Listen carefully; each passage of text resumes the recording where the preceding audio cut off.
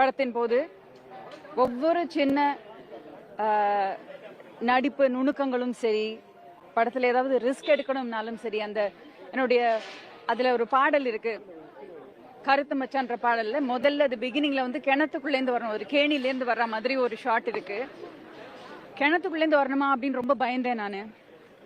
அதெல்லாம் ஒன்றும் இல்லை, நீ முதல்ல நீ இறங்காத முதல்ல நான் பண்ணி காமிக்கிறேன்னு சொல்லி என்னை தடுத்து தானே அந்த கேணில் உன்னோட நான் வெயிட் ஜாஸ்தி, எல்லாம் முதல்ல ரிஸ்க் நான் எடுத்துட்டு தான் ஆர்டிஸ்ட்டை எப்பவுமே எடுக்க விடுவேன் அப்படின்னு சொல்லிட்டு அவர் இறங்கி முதல்ல 2 முறை பரிசோதனை செய்து விட்டு அப்புறமா தான் ஆர்டிஸ்ட்டை பண்ண வச்சாரு.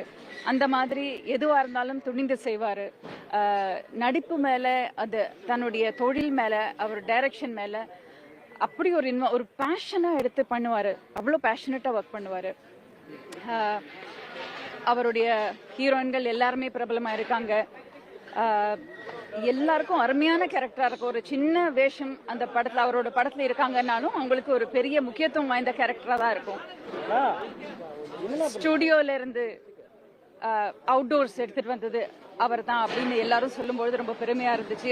இந்த மாதிரி ஒரு பெரிய ஒரு டைரக்டர் கையால் இன்ட்ரடியூஸ் ஆனேன்னு நினைக்கும் போது ரொம்ப பெருமையாக இருந்தது. ஸோ புதுநெல் புதுநாத்துக்கு அப்புறமா நான் வந்து அப்பனும் மாத்தாளும்னு அவருடைய இன்னொரு சீரியல் டைரக்ட் பண்ணார். அப்பவும் நான் முதல் படத்தில் பார்த்த மாதிரியே அதே உத்வேகத்தோடு, புத்துணர்ச்சியோடு, உற்சாகத்தோடு எல்லாருக்கும் நடிப்பு சொல்லி கொடுத்து அப்படியே பம்பரமாக ஓடுவார். இந்த ஷாட்டுக்கு அங்கே ஓடணும், கேமராவும் சரி, கேமரா எடுத்துக்கிட்டு ஓட சொல்லுவார், கூடவே ஓடுவார். அந்த மாதிரி ஒரு உழைப்பாளியை பார்க்கறது ரொம்ப ரொம்ப கஷ்டம். அவருடைய நீண்ட பயணம் வெற்றிகரமாக இருந்தது. கடைசியில் கொஞ்சம் உடம்பு சரியில்லாமல் இருந்தது, ரொம்ப வருத்தமாக இருந்தது. இன்னைக்கு திடீர்னு மறைந்து போயிட்டார் அப்படின்னு கேட்கும்பொழுது ரொம்ப ரொம்ப வருத்தமாக இருக்கு. அவருடைய ஆன்மா சாந்தி அடைய பிரார்த்திக்கிறேன். அவருடைய இழப்புங்கிறது மனோஜ் அவர்களுடைய இழப்புக்கும் வந்திருந்தேன்.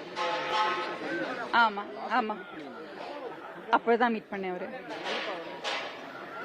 கஷ்டமா இருக்கும் சில ரொம்ப தெரிஞ்சவங்களை பார்க்கறதுக்கு. ஸோ ரொம்ப வருத்தமா இருந்துச்சு. அண்ட் எஸ், புதுநெல் புதுநாத்துக்கு அதுக்கப்புறமா என்னுடைய ஆடியோ லான்ச், என்னுடைய அழகன் என்னுடைய ஆடியோ லான்ச்சுக்கு ரொம்ப சந்தோஷமாக வந்தார்.